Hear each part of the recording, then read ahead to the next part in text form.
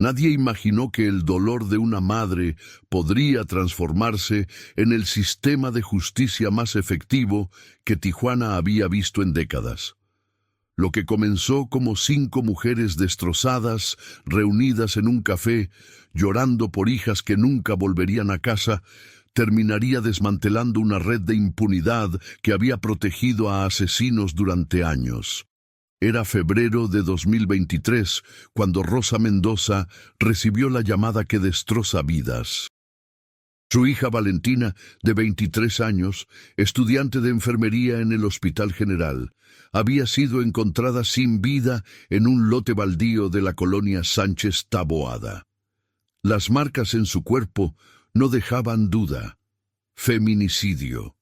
Rosa corrió a la Fiscalía General del Estado con una carpeta llena de mensajes amenazantes que Valentina había recibido de su exnovio durante meses. «Lo investigaremos», le dijeron. Pasaron 2 semanas. Luego, 1 mes. Cuando Rosa llamaba, las respuestas eran siempre las mismas. «Estamos en proceso, necesitamos más tiempo, no podemos dar información». En esas semanas de agonía burocrática, Rosa conoció a Patricia Salazar en la sala de espera de la Fiscalía. Patricia llevaba 6 meses buscando justicia por su hija Andrea, asesinada en circunstancias similares. Ambas compartían algo más que el dolor. Compartían la frustración ante un sistema que parecía diseñado para proteger a los culpables en lugar de a las víctimas. «Mi caso ya tiene sospechoso identificado», confesó Patricia con lágrimas de rabia. «Pero el fiscal dice que no hay suficientes pruebas. Yo sé dónde vive ese hombre. Lo veo caminando libre cada día mientras mi hija está bajo tierra». Esa conversación fue la semilla. 2 días después, Rosa recibió un mensaje de Patricia. «Encontré otras 3 madres con historias idénticas. Nos reuniremos mañana». El grupo inicial se completó con Lucía Torres, cuya hija desapareció camino a casa desde su trabajo en una maquiladora. Carmen Vega, cuya hija fue estrangulada por un compañero de trabajo que todos en la fábrica sabían que la acosaba. Y Silvia Ramírez, enfermera como la hija de Rosa, cuya hija fue asesinada por su pareja frente a sus 2 hijos pequeños. Estas historias no son solo números en una estadística, son vidas robadas, futuros destruidos, familias desgarradas por una violencia que el sistema mexicano sigue sin poder detener. Si esta historia te conmueve tanto como a nosotros, déjanos un comentario diciéndonos desde dónde nos estás viendo, suscríbete a nuestro canal para que juntos creemos conciencia sobre esta crisis que afecta a miles de familias mexicanas. Tu apoyo nos ayuda a seguir compartiendo estas verdades que no pueden quedar en silencio. La primera reunión fue en la casa de Patricia, un modesto departamento en la Colonia Libertad. Las 5 mujeres llegaron con carpetas, fotografías, capturas de pantalla, grabaciones, cualquier evidencia que hubieran recopilado por su cuenta. Sobre la mesa de la sala extendieron sus casos como si armaran un rompecabezas macabro. Lo que descubrieron las dejó heladas. Había patrones. Los 5 casos mostraban negligencia sistemática. En 4 de ellos, las víctimas habían presentado denuncias previas por violencia que fueron ignoradas.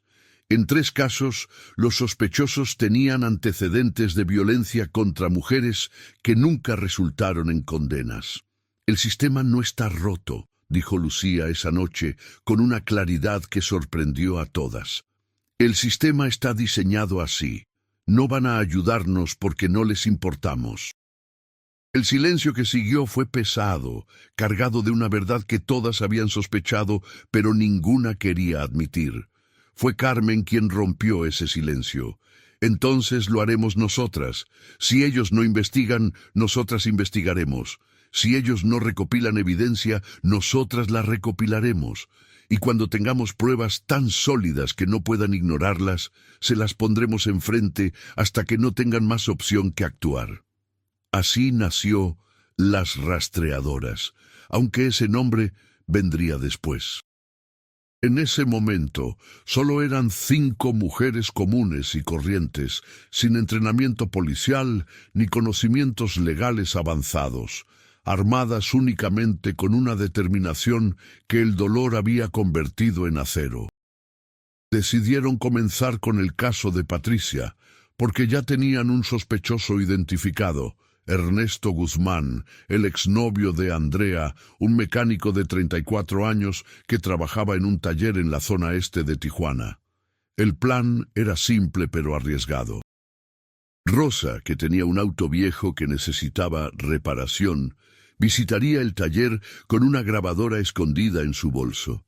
Mientras tanto, Lucía y Carmen se turnarían para seguir a Ernesto durante una semana, documentando sus movimientos, sus rutinas, las personas con las que se reunía.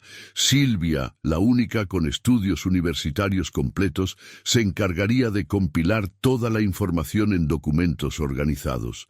Patricia, cuyo rostro Ernesto conocía, coordinaría desde la distancia. La primera semana fue un curso intensivo en vigilancia amateur.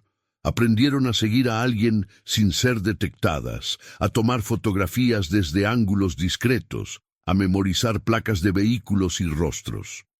Rosa visitó el taller un martes por la tarde. Ernesto era encantador con los clientes, profesional, cortés. Era difícil imaginar que esas mismas manos habían estrangulado a Andrea. Mientras esperaba su presupuesto, Rosa escuchó a los otros mecánicos bromear sobre mujeres de manera degradante. Ernesto se reía. Cuando mencionaron a una loca que no dejaba de molestarme, Rosa sintió que la sangre le hervía. Estaba hablando de Andrea. Pero Rosa mantuvo la calma, pagó su diagnóstico, agradeció con una sonrisa y salió. En la grabación que revisaron esa noche, la voz de Ernesto era clara. Tuve que poner límites duros, ¿me entiendes? Algunas viejas no entienden por las buenas. No era una confesión directa, pero era un patrón de comportamiento. Necesitaban más. Durante 3 semanas, las 5 mujeres se convirtieron en sombras en la vida de Ernesto Guzmán. Descubrieron que frecuentaba un bar en la colonia Zona Norte todos los viernes. Descubrieron que tenía una nueva novia, una joven de 21 años que trabajaba en una tienda departamental. Y lo más importante, descubrieron que había golpeado a esa novia al menos una vez, según le confió la hermana de la chica a Carmen en una conversación casual en una parada de autobús. Con esa información, Silvia contactó a un periodista conocido por cubrir casos de violencia de género en Tijuana. Le enviaron todo de forma anónima: las fotos, las grabaciones, los testimonios recopilados, la cronología detallada del caso de Andrea, con las fallas evidentes de la investigación oficial. El periodista publicó la historia completa. En 48 horas, el caso explotó en redes sociales. La presión pública obligó a la Fiscalía a reabrir la investigación. 2 semanas después, Ernesto Guzmán fue arrestado. Las pruebas que las 5 madres habían recopilado fueron fundamentales para la vinculación a proceso. Ese primer éxito las transformó. Ya no eran solo madres en duelo. Eran investigadoras, eran justicieras en la única forma que el sistema les permitía ser, documentando verdades que otros preferían ignorar. Pero también sabían que esto era solo el principio. Tijuana tenía decenas, quizás cientos de casos como los de ellas. Y ahora tenían un método que funcionaba. La noticia del arresto de Ernesto Guzmán viajó rápido entre las redes de apoyo a víctimas de feminicidio en Baja California. En cuestión de semanas, Rosa comenzó a recibir mensajes de otras madres, otras hermanas, otras hijas buscando justicia. ¿Cómo lo hicieron?, preguntaban. ¿Pueden ayudarme con mi caso? Patricia creó un grupo de WhatsApp que llamaron Red de Apoyo Tijuana. En 2 meses tenían 47 miembros. El grupo se convirtió en un sistema de inteligencia colectiva. Cada miembro aportaba información sobre su caso y entre todas identificaban patrones, compartían estrategias, se apoyaban emocionalmente en los días oscuros que eran muchos. Las 5 fundadoras establecieron criterios estrictos. Solo trabajarían casos con sospechosos identificados, solo recopilarían evidencia legal, nunca confrontarían directamente a los sospechosos y toda la información se entregaría a autoridades o medios de comunicación de forma anónima. Su segundo caso fue el de Mariana Ochoa, cuyo exesposo había violado una orden de restricción 17 veces sin consecuencias antes de asesinarla frente a su lugar de trabajo. El hombre, un policía municipal, había usado sus conexiones para enterrar el expediente. Las rastreadoras consiguieron copias de todos los reportes ignorados, testimonios de vecinos que presenciaron agresiones y evidencia de que el policía había amenazado a testigos. Cuando todo eso llegó a manos de la Comisión Nacional de Derechos Humanos, el caso fue reasignado a un fiscal especial. El exesposo fue arrestado y destituido. Caso 3. Un profesor universitario que había acosado a su alumna durante meses antes de que ella apareciera muerta en su departamento, con la escena manipulada para parecer suicidio. Las rastreadoras encontraron a otras 5 exalumnas que habían sufrido acoso del mismo profesor, pero nunca denunciaron por miedo. Con esos testimonios y un análisis forense independiente que las madres financiaron vendiendo rifas y organizando colectas, probaron que la muerte fue homicidio. El profesor fue arrestado 8 meses después del crimen. Cada caso exitoso traía 2 más. La red crecía. Ya no eran solo de Tijuana. Llegaban contactos de Mexicali, Ensenada, incluso del sur del país. Las 5 fundadoras se reunían cada domingo en casa de Rosa para coordinar los casos activos.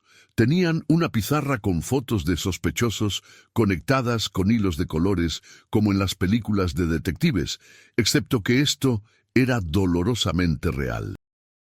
Cada foto representaba una vida perdida y una familia destrozada.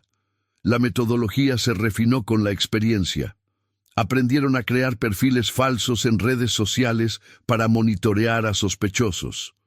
Lucía, quien había trabajado en administración, se volvió experta en rastrear documentos públicos y solicitudes de información. Carmen aprendió técnicas básicas de análisis forense leyendo manuales en Internet. Silvia tomó un curso en línea sobre derecho penal. Rosa, la mayor del grupo a sus 58 años, se convirtió en la voz de autoridad moral cuando hablaban con periodistas o activistas. Pero el éxito tenía un precio. Comenzaron a recibir amenazas, mensajes anónimos diciéndoles que dejaran de meter las narices donde no les correspondía. Llamadas en la madrugada con respiración pesada y luego silencio. El auto de Patricia amaneció con las llantas ponchadas. La hija adolescente de Carmen fue seguida camino a la escuela. Reportaron todo a las autoridades. Les dieron un número telefónico de emergencia. Llamen si pasa algo grave, les dijeron. Ninguna sentía que eso fuera suficiente protección. Este trabajo que estas mujeres realizan no es solo valentía. Es una desesperación transformada en acción, porque el sistema les falló cuando más lo necesitaban. Cada caso que resuelven es un grito de justicia en medio del silencio institucional. Si crees que estas historias merecen ser escuchadas, regálanos un like y comparte este video. Ayúdanos a amplificar estas voces que durante demasiado tiempo han sido ignoradas. Tu difusión puede marcar la diferencia para otra familia que hoy está viviendo la misma pesadilla. A pesar de los riesgos, continuaron. El caso número 9 fue especialmente complejo. Un empresario local cuya esposa había caído del balcón de su penthouse en la zona Río. El hombre tenía recursos, abogados caros y contactos políticos. La investigación oficial concluyó accidente en tiempo récord. La hermana de la víctima contactó a las rastreadoras con una certeza. Fue asesinato. Este caso les tomó 5 meses. Infiltrarse en los círculos sociales de un empresario no era como vigilar a un mecánico o un profesor. Requería sofisticación. Silvia consiguió trabajo temporal en el corporativo del hombre como personal de limpieza. Durante 3 meses documentó todo. Conversaciones que escuchaba, documentos en botes de basura, la forma en que el empresario trataba a sus empleadas mujeres. Descubrió un patrón de acoso laboral sistemático y al menos 2 demandas previas que habían sido resueltas con pagos confidenciales. Pero necesitaban más. Rosa tuvo una idea arriesgada. Su sobrina era reportera de un periódico local. Si pudieran conseguir que ella solicitara una entrevista con el empresario para un perfil de empresarios exitosos de Tijuana, podrían hacer preguntas específicas mientras grababan. La sobrina aceptó ayudar, consciente del peligro, pero también de la importancia. Durante la entrevista, que se realizó en una cafetería del centro, la sobrina de Rosa hábilmente dirigió la conversación hacia su vida personal. Debe ser difícil tras la pérdida de su esposa, comentó con empatía ensayada. El empresario, creyéndose en control de la narrativa, habló más de lo prudente. Describió a su esposa como problemática, celosa sin razón, inestable emocionalmente. Cuando la reportera mencionó que vecinos habían reportado escuchar discusiones fuertes esa noche, él se puso defensivo. «Mi vida privada no es asunto de nadie», dijo bruscamente. «Fue un accidente. Punto. Ella estaba borracha y no debió asomarse al balcón». Pero los análisis toxicológicos oficiales mostraban niveles mínimos de alcohol en sangre. Las rastreadoras tenían copias de esos análisis obtenidos mediante una solicitud de información pública. La contradicción era evidente. Compilaron todo: la entrevista grabada, los documentos de acoso laboral, testimonios de vecinos sobre violencia doméstica, los análisis toxicológicos, fotos del balcón que mostraban que la baranda estaba a altura suficiente para que un accidente fuera improbable. Lo enviaron a 3 medios diferentes simultáneamente. La explosión mediática fue inmediata. El caso fue reabierto bajo presión pública. Una investigación independiente determinó que las heridas en el cuerpo de la víctima eran inconsistentes con una caída accidental. Había evidencia de lucha. El empresario fue arrestado 14 meses después de la muerte de su esposa. Su equipo legal luchó ferozmente, pero la evidencia era abrumadora. Fue el primer caso de las rastreadoras que resultó en condena firme, 35 años de prisión. Ese fue el caso que las puso verdaderamente en el mapa. Hasta ese momento habían operado en relativa obscuridad, conocidas solo en círculos de activismo y familias de víctimas. Pero cuando un empresario poderoso cayó gracias a la investigación de 5 madres comunes, los medios nacionales voltearon a ver. Querían saber quiénes eran estas mujeres. Las rastreadoras mantuvieron su anonimato, comunicándose con prensa solo mediante portavoces designados que no revelaban la identidad del grupo central. Para junio de 2024, 18 meses después de su primera reunión en la sala de Patricia, las rastreadoras habían contribuido directamente a la captura y procesamiento de 12 sospechosos de feminicidio en Baja California. 12 hombres que el sistema había dejado caminar libres ahora enfrentaban justicia. 12 familias tenían aunque fuera un atisbo de cierre.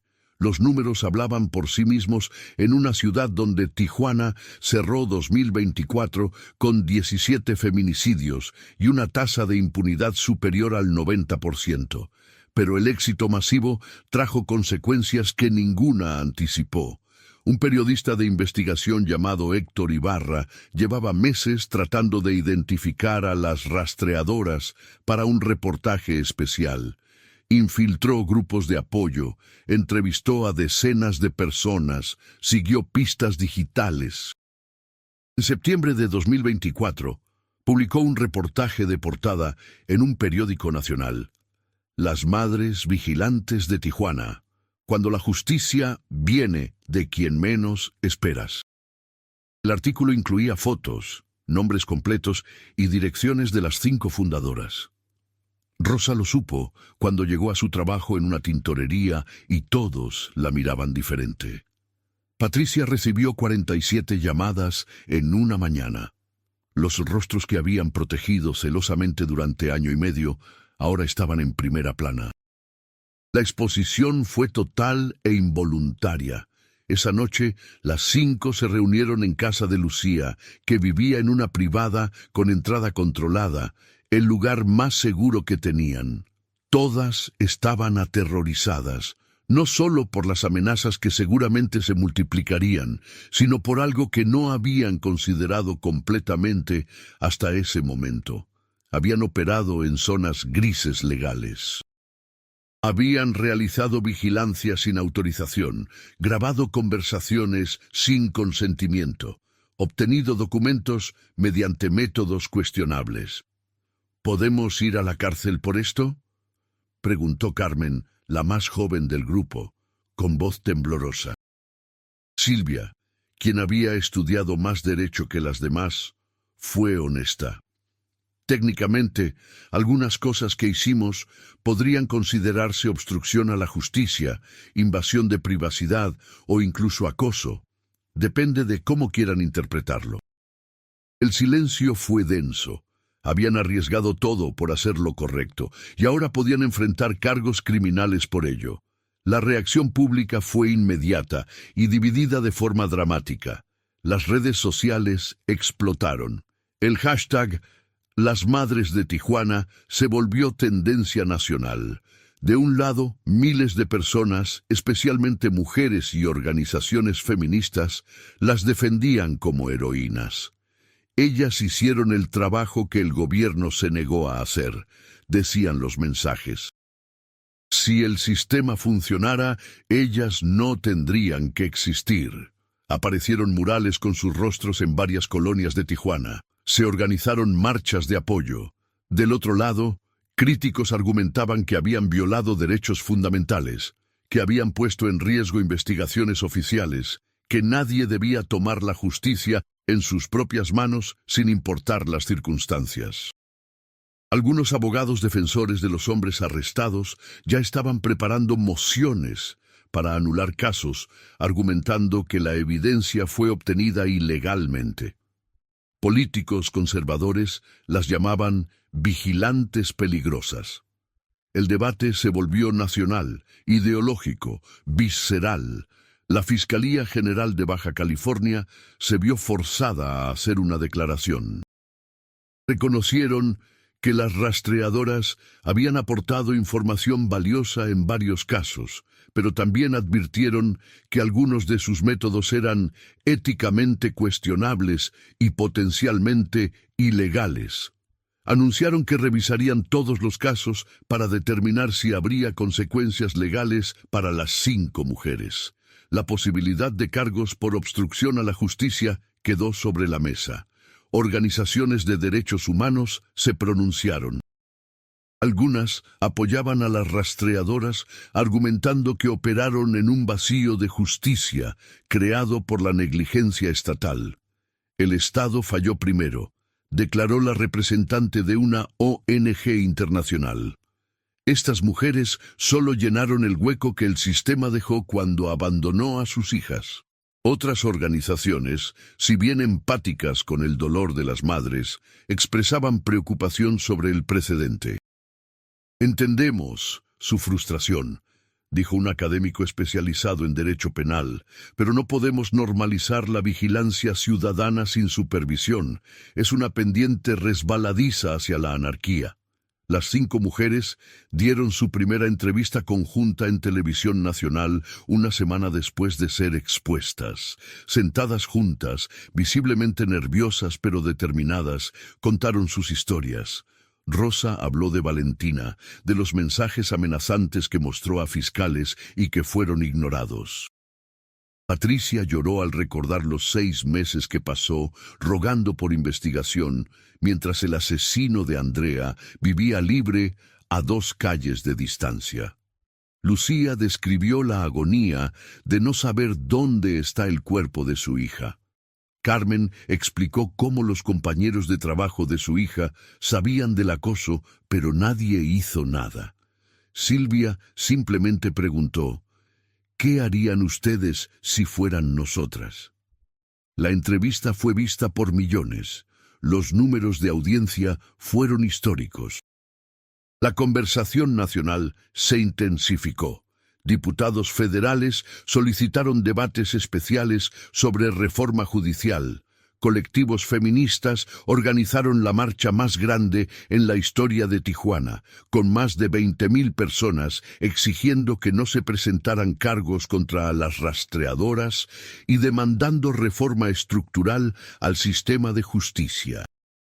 Contramarchas más pequeñas de grupos conservadores pedían respeto al Estado de Derecho.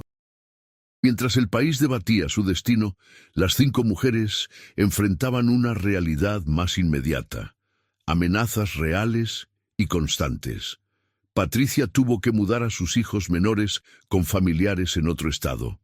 A Rosa la despidieron de la tintorería porque el dueño no quería problemas. Carmen encontró pintadas en la puerta de su casa: soplona. Las amenazas llegaban por todos los medios: redes sociales, llamadas, mensajes de texto. Algunas eran de familiares de los hombres arrestados. Otras parecían provenir de grupos criminales organizados que veían en las rastreadoras una amenaza a su impunidad. Solicitaron protección formal al Mecanismo de Protección para Personas Defensoras de Derechos Humanos. El proceso fue lento, burocrático, frustrante. Les asignaron botones de pánico y rondines policiales irregulares. No se sentían seguras. Silvia propuso que se dispersaran temporalmente, que cada una se fuera a vivir con familiares en diferentes ciudades hasta que la situación se calmara. Pero Rosa se negó. Si nos escondemos ahora, estamos diciendo que hicimos algo malo. No lo hicimos. Hicimos lo que era correcto y nos quedaremos para defenderlo. Esta es una encrucijada que ninguna sociedad debería enfrentar: tener que elegir entre castigar a quienes buscaron justicia o admitir que el sistema está tan roto que la ciudadanía debe repararlo por sí misma. Estas madres no pidieron convertirse en investigadoras. Pidieron que las autoridades hicieran su trabajo. Si esta historia te hace reflexionar sobre el estado de la justicia en nuestro país, te invitamos a suscribirte y activar la campana de notificaciones. Comparte este video para que más personas conozcan esta realidad. Déjanos tu opinión en los comentarios. ¿Son estas mujeres heroínas o vigilantes que cruzaron una línea? Tu voz importa en este debate. La presión política alcanzó niveles críticos en noviembre de 2024. La presidenta Claudia Sheinbaum, quien había hecho de los derechos de las mujeres parte central de su plataforma, no podía ignorar el caso. En una conferencia de prensa matutina declaró: entiendo la frustración y el dolor de estas madres. El sistema de justicia mexicano tiene fallas graves que debemos corregir.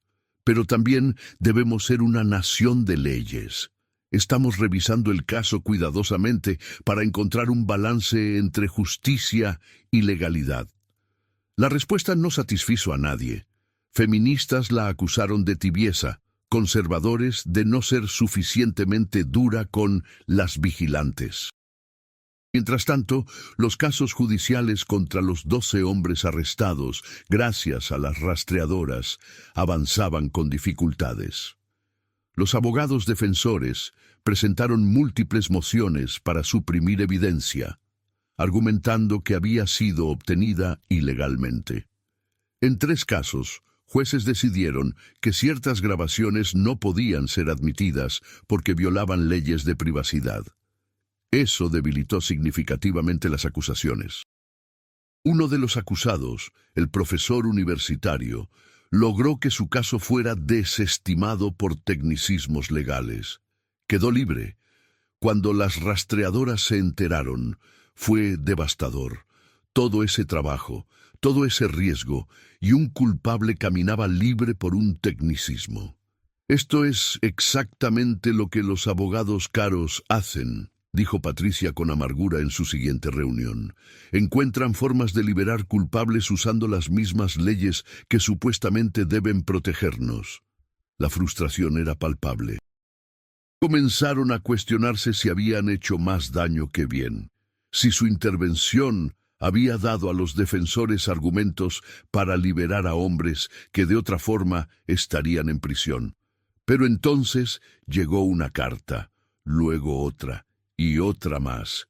Decenas de cartas de mujeres de todo México, contando sus historias, agradeciéndoles por darles esperanza, por demostrar que la impunidad no era inevitable. Una carta especialmente emotiva vino de una joven en Monterrey cuyo caso había estado estancado por 2 años. Después de ver la cobertura mediática de las rastreadoras, decidió aplicar algunos de sus métodos. Recopiló evidencia por su cuenta, la entregó a medios locales, y la presión pública forzó la reapertura de su caso. «Ustedes me enseñaron que no tengo que esperar a que el sistema me salve», escribió. «Puedo salvarme yo misma». Esas cartas les recordaron por qué habían comenzado.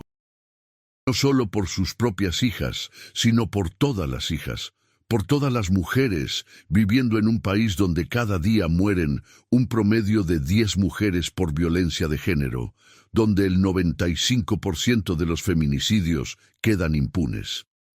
Las rastreadoras no habían resuelto el problema sistémico, pero habían encendido una chispa. Habían mostrado que la acción ciudadana organizada podía generar resultados cuando las instituciones fallaban.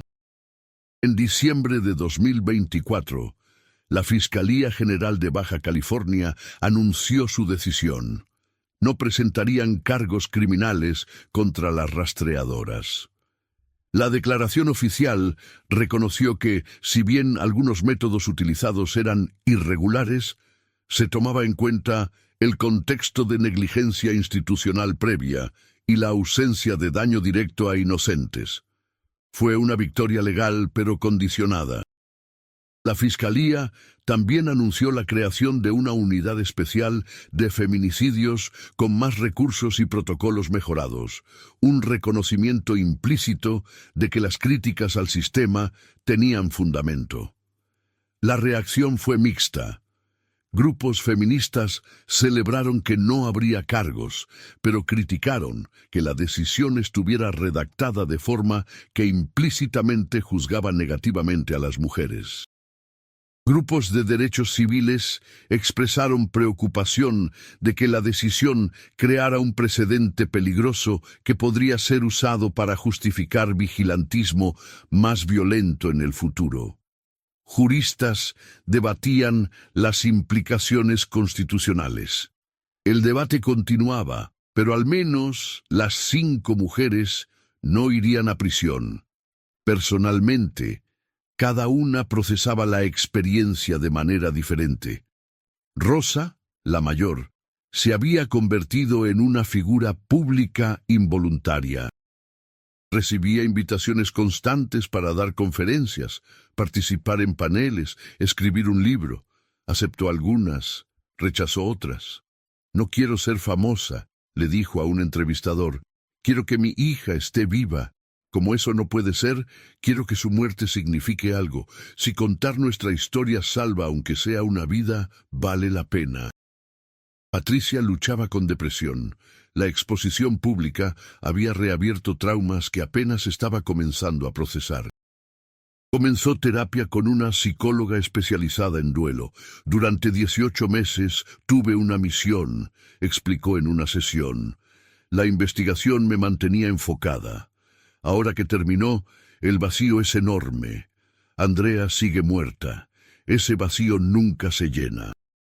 Lucía, cuya hija nunca fue encontrada, continuaba buscando. Se unió a grupos de búsqueda de personas desaparecidas, aplicando las habilidades de investigación que había desarrollado. Cada fin de semana, ella y otros familiares peinaban zonas desérticas cerca de Tijuana con varillas y palas, buscando fosas clandestinas. Hasta que no encuentre a mi hija y le dé un entierro digno, no puedo descansar, decía. Carmen, la más joven, canalizó su experiencia hacia el activismo. Se unió a una organización que trabaja con adolescentes en escuelas, enseñando sobre relaciones saludables y señales de alarma de violencia. Si puedo evitar que una sola chica de 15 años normalice el control o los celos como amor, habré hecho algo bueno, explicaba a los grupos de estudiantes que escuchaban con atención mientras contaba fragmentos de la historia de su hija. Silvia, la más académicamente inclinada del grupo, fue aceptada en una maestría en criminología con beca completa. Una universidad en Ciudad de México, impresionada por su historia y su autodidactismo, le ofreció la oportunidad de formalizar su conocimiento. Quiero entender el sistema lo suficientemente bien para poder cambiarlo desde dentro, dijo al aceptar. Planeaba escribir su tesis sobre justicia restaurativa y participación ciudadana en investigaciones criminales. A principios de 2025, un año después de que comenzara su trabajo y 6 meses después de su exposición pública, las rastreadoras seguían recibiendo solicitudes de ayuda. Ya no operaban de la misma forma. La atención pública hacía imposible la vigilancia discreta. Pero habían evolucionado. Ahora funcionaban como consultoría y apoyo para familias de víctimas, enseñándoles cómo navegar el sistema legal, cómo presentar denuncias efectivas, cómo usar solicitudes de información pública, cómo protegerse mientras buscan justicia. Crearon una guía descargable gratuita, manual de supervivencia para familias de víctimas de feminicidio. En 50 páginas compartían todo lo que habían aprendido, qué documentos solicitar, qué preguntas hacer, cómo organizarse, qué derechos tienen las víctimas según la ley mexicana, qué hacer cuando las autoridades no responden. La guía fue descargada más de 100.000 veces en los primeros 3 meses. Comenzaron a recibir reportes de otras ciudades donde grupos similares se estaban formando, inspirados por su ejemplo. No todos esos grupos seguían los mismos principios éticos.